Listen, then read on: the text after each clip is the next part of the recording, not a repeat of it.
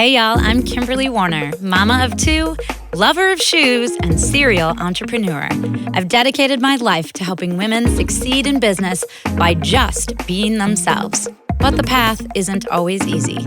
I was targeted for having an authentic opinion on something that happened to my town, to my businesses. I was attacked for publicly speaking my beliefs, and then I was reduced to a cliche. Aggressively blonde, too dumb to know what I'm talking about. This is why your husband left you. After these attacks, I spent 9 days in bed, debilitated by fear, until I pulled myself up by my big girl pants and chose to lean into my fear and not be silenced by it. This podcast is for everyone who has experienced fear or regret. You will learn how others like me have risen from the ashes and are better for it. Here we go. Hey y'all, it's Kimberly, and we are back for another episode of Fearlessly Authentique. I am just so happy to be here for many reasons. One of the reasons is Christmas is over. Now, I know most of you are probably sad, like you're like, wah, wah, I love Christmas, it's my favorite holiday, I want to do it again. And I love Christmas as well. I definitely love it for my retail store, and I love it for my kids, and I love it for just, the camaraderie of the season. But in 2020, I'm just like, hell, can we get this over? Like, I am all done. So I am happy to be here for the reason that it is after Christmas, but I'm also happy to be here for the reason that I have a very special guest, Sarah Flynn. Sarah is a new friend of mine.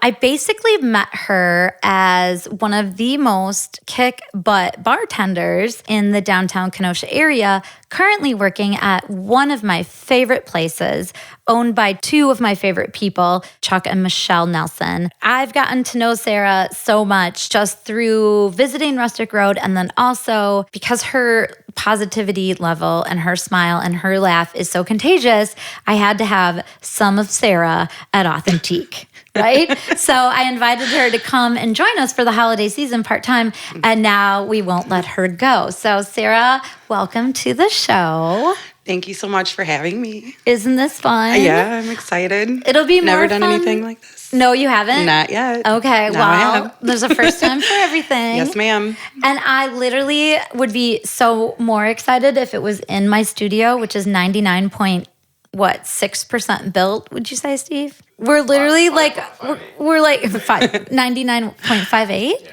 Okay, 99.58. We are like a couple weeks away from debuting the studio, which I'm so excited about. And so I just want to give a brief kind of rundown, or just a brief introduction. So the reason I asked Sarah to be on the podcast is because Fearlessly Authentique is not only about going through scary times and coming out on the other end of them and being better off for it, but it's also about being authentic and being able to articulate and talk about your truth. And I came in to Rustic Road one day and I was talking to you, and you just had so many inspirational things to say. And, you have a mantra, and we'll share it a little bit later. But I learned a lot about Sarah that I didn't know. And in the moment, sometimes when everything seems like it's about you and your life is crashing down, it's so nice to be able to listen to somebody else talk about them and what they've been through, so you can just realize that, wow, A, I'm not the only one, and B, my life is not as bad as I thought it was. And so Sarah definitely grew up, her childhood starts, kind of tumultuously. She, has parents that have been divorced multiple times before she's even old enough to remember. She's got older siblings and younger siblings. She's kind of in the middle. And as a result of all of that, she ends up being kind of the caretaker for the younger kids once the older siblings go off. And then once she's kind of an adult, 18, and able to go on and do her own thing, she finds herself in a lot of kind of crazy predicaments, situations that probably a lot of our listeners may have also been involved in. And it's also very scary, and just it's very inspirational. So tell us a little bit about once you are an adult and you kind of left your parents' house, what was your life like? And I don't want to like give all the secrets away, but tell us about that, because you're such an amazing, positive person, but you weren't always in that state and in that frame of mind. And you were in a lot of precarious situations. And I just tell everyone about that. Okay, so I found myself at 17 because of family situations. We ended up homeless. My dad and I lived in a van for a couple of weeks, and then I moved in with my brother and my sister-in-law, and I got a job bartending and waitressing. And, I'm an adult now. I'm feeling like I'm supporting myself and paying a couple $100s in rent a month. I'm Right. helping babysit my nieces and nephews, and You're doing a little bit of everything, basically. Just tasting life a little on my own, I guess. And then I started making friends.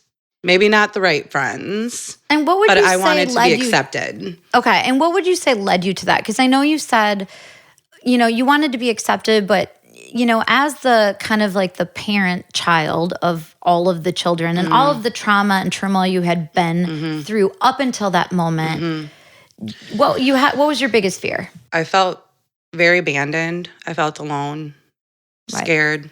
I didn't really know where my life was headed. I was very naive, and I wanted to be accepted. I wanted to be loved.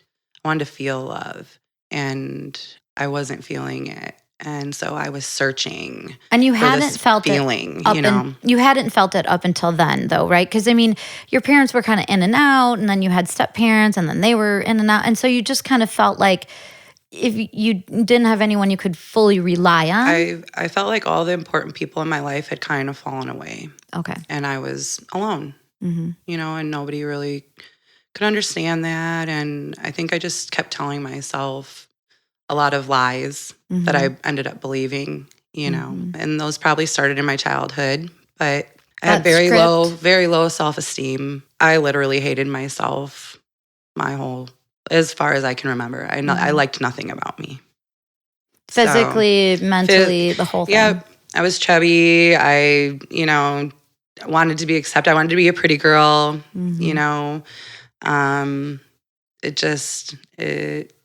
that just wasn't me, though. So you're trying to like kind of fill this void. You're 17.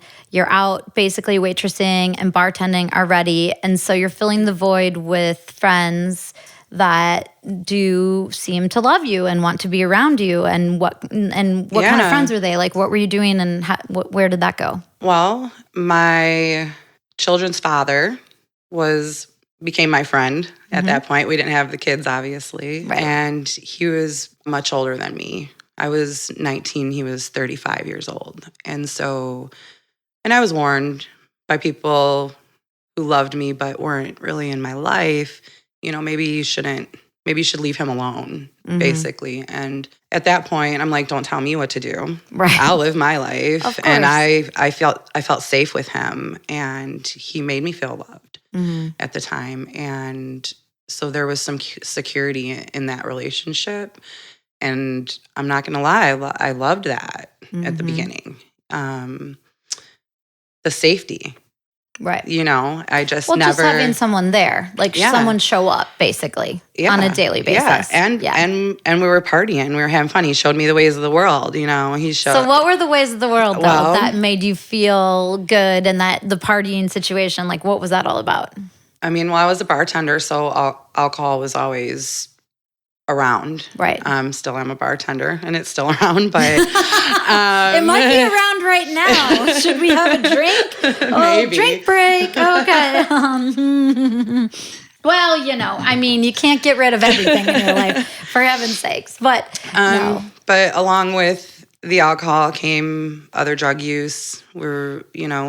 Did a lot of cocaine, and it's not something that I'm proud of, but it's part of my story, and I can finally say it out loud and understand, why I went to these things instead of where I really needed to go. Because you just wanted to fill the holes. Yeah, there was a huge void, and I felt so alone, and I was so lonely. I feel like a lot of lonely. women... You know that song?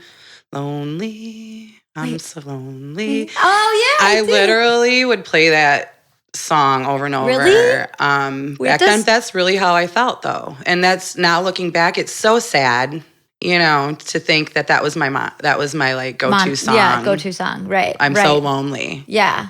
But that was my heart. Like I feel like my heart comes out in music and songs that I hear. Mine too. And that I do too. There's some songs that just say everything I think that I can't say in the right way or whatever.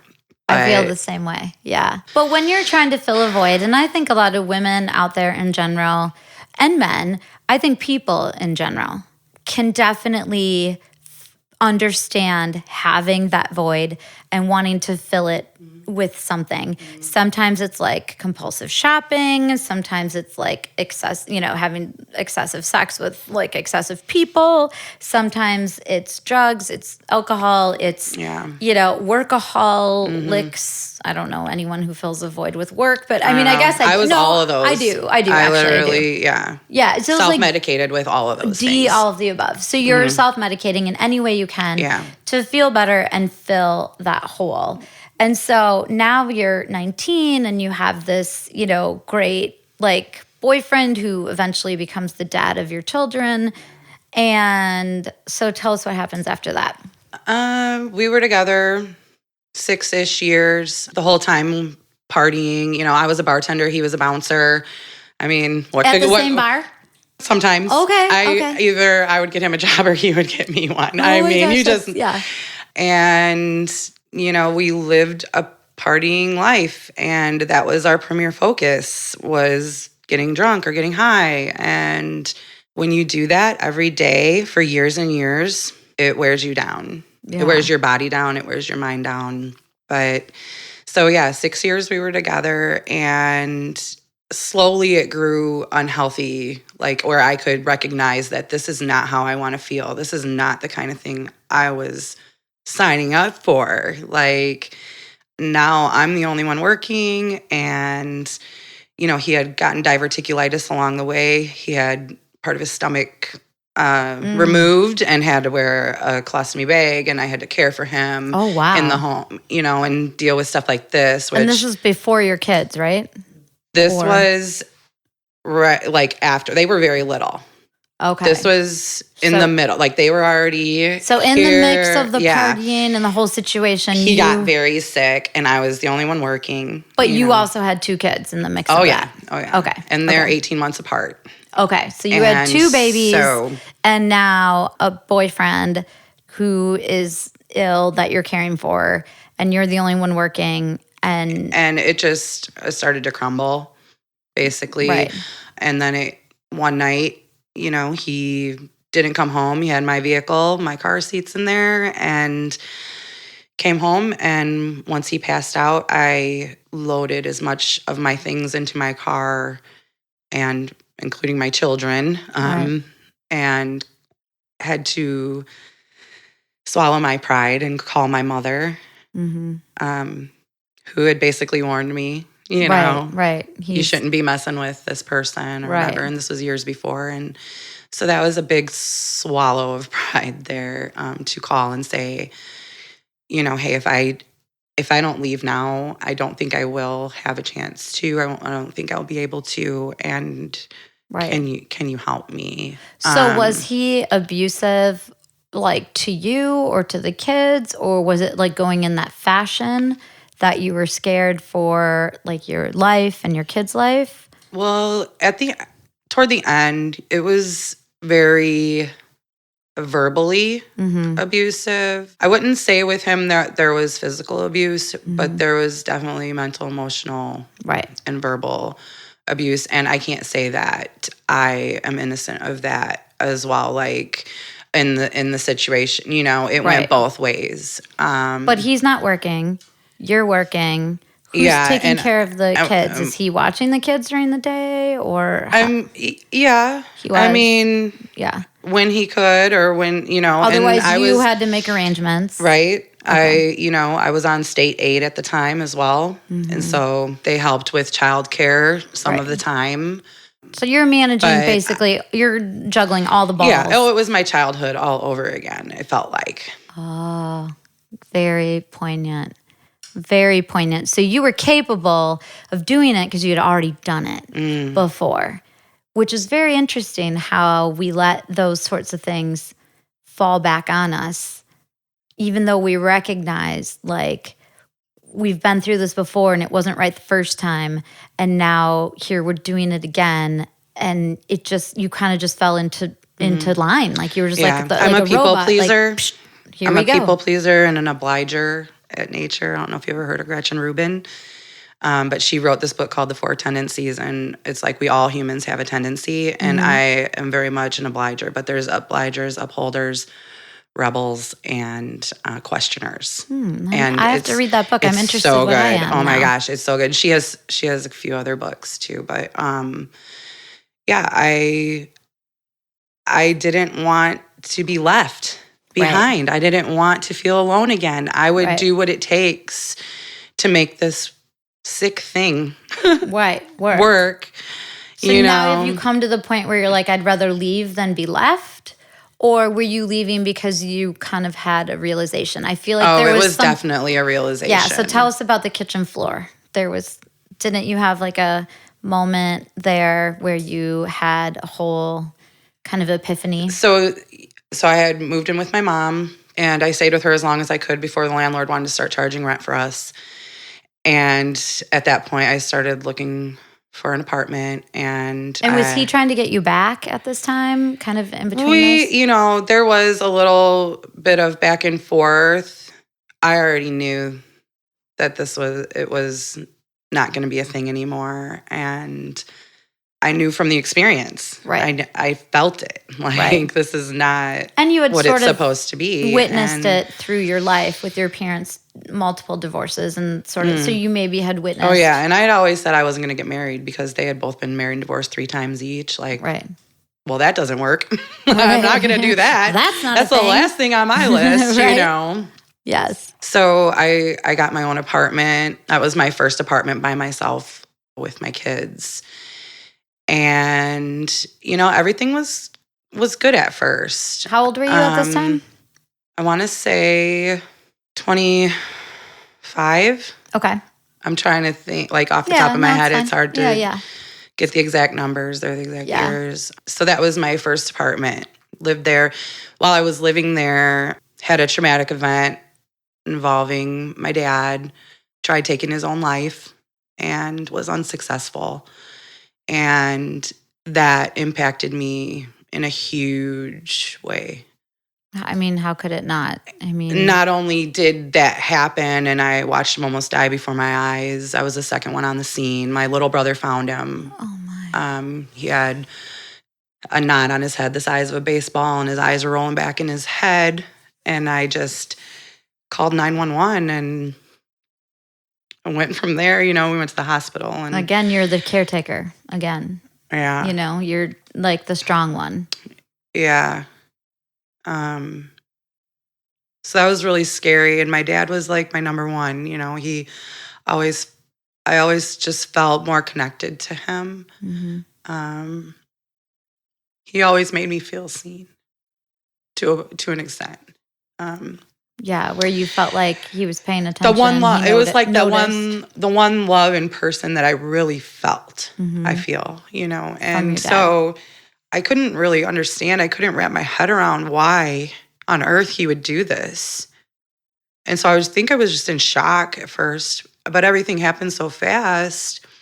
And then the next thing I know, I have my youngest brother who found Jesse. He's living with me now because he was living with Dad, and Dad was couldn't have anybody live with him at this point. He was just trying to get back on his feet and get well again. So now you have your apartment with your kids and your youngest brother.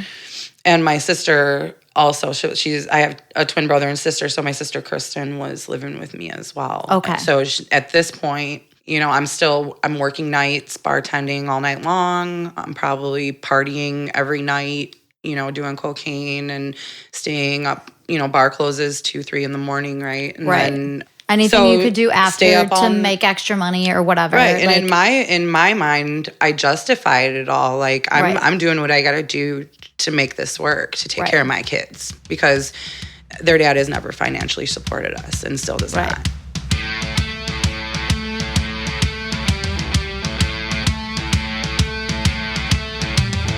So it's that time again. Time to give a gift. It's your friend's birthday. It's your coworker's retirement. It is your mother and father's anniversary. And in the times that we are living currently of COVID, what can you do to give the perfect gift that isn't a gift card? You can come to Authentique Gifts, downtown Kenosha, or go to AuthentiqueGifts.com online. You will find the biggest selection of unique gifts, things for men, things for babies and kids, things for girlfriends, things for mothers, things for grandmothers, things for grandpas, dads, the whole nine, and we gift wrap it to boot. Boxes, bows, tags. 90% of the vendors that I carry are women, small business owners, and the other 10%, some of the bigger like decor companies and things like that, because we want to offer something for everyone, but we have something at every price point. If you don't see it on our website and you're curious about some of the one-of-a-kind things we have, you can call us at 262-612-3032, and we can text you pictures of live product that we have in the store that you can have the chance to give as the most amazing gift ever. AuthentiqueGifts.com, 625 57th Street, Kenosha, Wisconsin.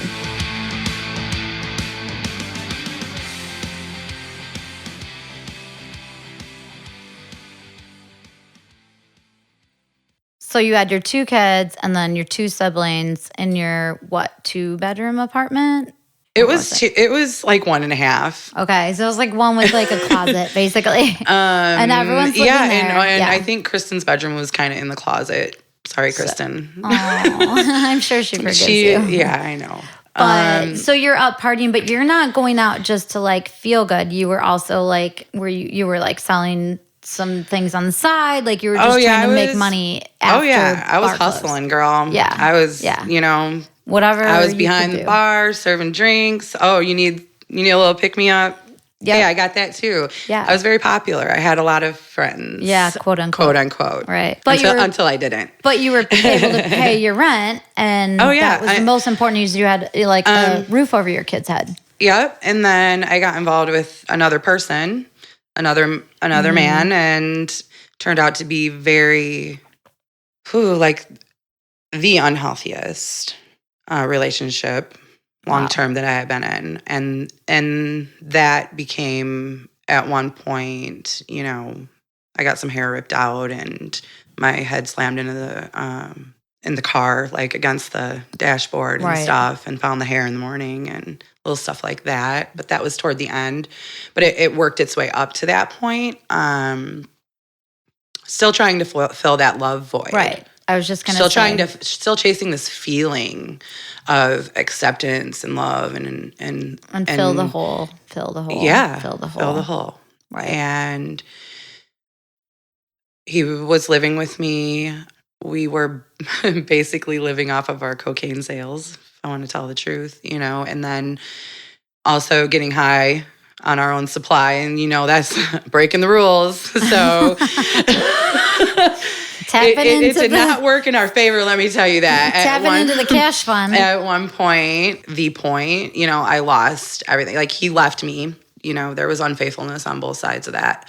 And he left, and I was devastated, even though I knew it was not healthy for me. It was not. Wasn't healthy. Right, at all. Why did he leave? Just like there was an argument? We were out of money.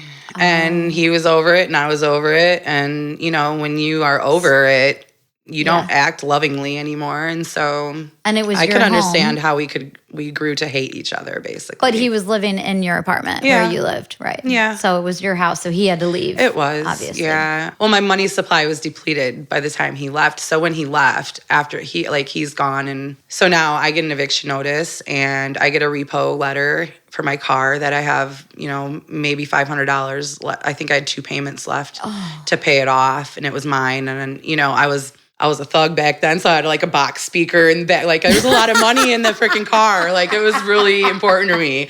I don't even know what those words mean, but I'm just gonna go with. Well, the ones some people will know. I think I can. I mean, picture it. I liked my little Lancer to be loud and bounce down the street. So just like I don't know what I was thinking, but I know my kids learned a lot of songs that they probably shouldn't have known riding in the back seat. Do me a favor and pour me some Jaeger. I bet was. I know Taylor, my oldest, knew that song and was like singing it with joy. Mama shark, boop boop. Well, no, I mean there was all kinds of music that came through that, but don't get that stuck in my head now. I know my nieces too, and so I know. No, oh I can't even handle that. Now I'm gonna have that in my head. No, but yeah, pour me some Jaeger. Let's play that song right now. That's hilarious. It is a goodie though. It's a good song. It is a good song. So I got evicted. I lost my transportation, and I have 2 little kids, 3 and 4.5. And what do you do next? Where do you go? That was what I was asking myself as I'm sitting outside my apartment while they emptied it, and I'm literally, I wasn't in a fetal position on the ground crying, but I was literally sitting there and looking at all my things on the grass and knowing that this was all going in the trash and this is real, this is really happening. And there goes my life that I built, so to speak. Everything I tried so hard to make work. Yeah. So that was really hard to watch all of that go away. And on top of it, not knowing where I was going to go, like literally that night, I applied for like a one-time emergency assistance aid and through a low-income agency, and got it. And my best friend knew someone who had apartments and had called him up, talked to him, and somehow there was a way made. Mm-hmm.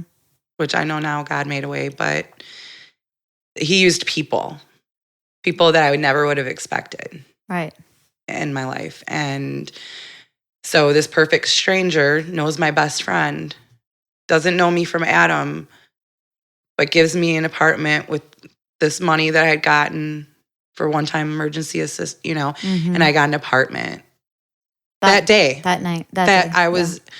I had it. I was either in there that night or the next day I was moving my stuff in. I didn't go without shelter with my kids. Which is, a miracle. A miracle. Yeah. Totally. So this apartment's down by the lake that I got, and I was determined to start over at this point. Obviously, I had no choice. It's like, hey, here you are, and you're starting over, but carrying lots of guilt and shame and failure with all that, and I decided that I was going to stop drinking, I was going to stop doing drugs, and I just was going to stop. I was just going to stop it all, and I was going to see what would happen, and I've always loved photography and taking pictures ever since I was a little tiny kid.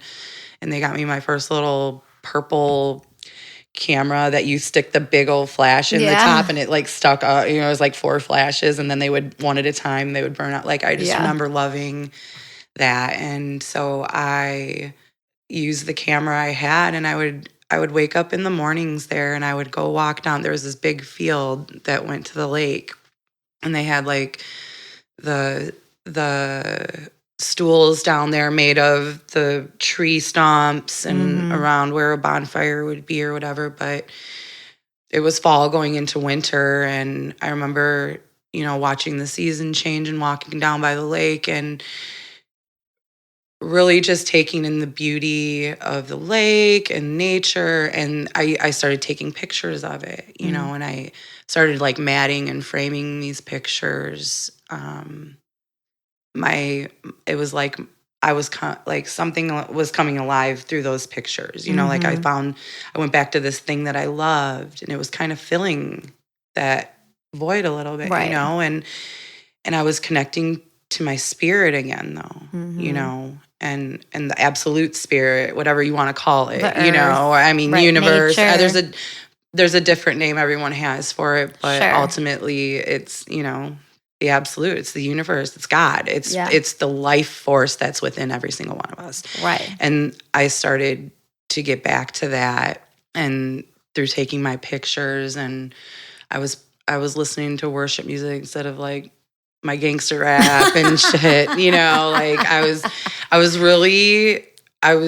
could feel something changing. Right. And I knew I wanted that change. You just didn't know how it was going to happen exactly. Yeah. And I was alone. Right. And I did not like to be alone ever. And you know, that's the one place I would go down there, and I wouldn't feel so alone. Alone, yeah. I felt him. Right. Just like, it took me back to when I was a kid, and I would go outside, and that's when I felt him. Even though I didn't know what he was or I didn't really understand faith, I always felt something within me. And I've got to say it was God. Mm-hmm. I just always felt it. And then I felt it again then. And that's how I can say, man, he met me. He met me right there too. Yeah, he loved you where you were at. Yep. He loved you where you were at. So it was... Okay, so he met you where you were at. You are definitely having some awakenings that you haven't had in a long time. And what happens next? Because, I mean, the pictures, you know, are one thing, and you're kind of like feeling the spiritual hug, if you will, from the universe, but you're still living, you know, barely paycheck to paycheck. You're lucky to be in this sort of cost affordable apartment with your kids, and, you know, your jobs are still sort of all over the place. And so what happened next? Because something did happen that changed everything for you. And tell us about that. Yeah, it was Christmas time. About this time 11 years ago. Yeah, exactly. Yeah. Crazy, right? 11 years ago around this week. Exactly. Yeah, it could have been this day. I don't know the exact date, but I just remember, you know, I already had my Christmas tree, a little Christmas tree up that I put up. The kids were little, you know, and I always loved Christmas time. That was a magical time for me as a kid. And a lot of times I was the only one in the house that would put up the decorations or want the tree or anything like that. And so that always lit me up. I always loved that, decorating and making things look pretty. And I still do. And festive for the season. Yeah. But pretty in general, you know, and so it was Christmas, and I just remember it just not feeling like Christmas, you know, and the kids were little. They went to sleep this one night. I put them to bed, and it was just me and my cat, Sasha. I had Sasha at the time, and I came to a point where I couldn't do it anymore. I was so lonely, feeling so alone. I laid on the floor of that apartment, face down, you know, I cried out. I said, I cannot do this anymore. I need you. I need something other than this. I need someone. I can't do it. Help me.